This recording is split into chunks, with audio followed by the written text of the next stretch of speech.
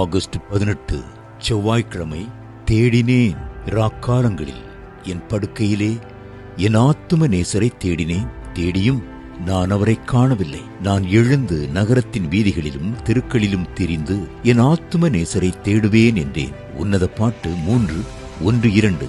இராக்காலம் என்பது மனிதனுக்கு தேவன் கொடுத்த மாபெரும் பரிசு ஆகும். இரவு நேரத்திலே தூங்கி இளைப்பாறுகிறோம்.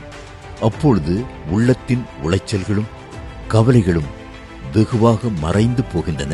நன்கு ஓய்வு எடுத்துவிட்டு அதிகாலையில் எழும்பும் போது புதுபலத்தோடும் உற்சாகத்தோடும் கர்த்தரை துதிப்பதற்கு அது உதவியாயிருக்கிறது.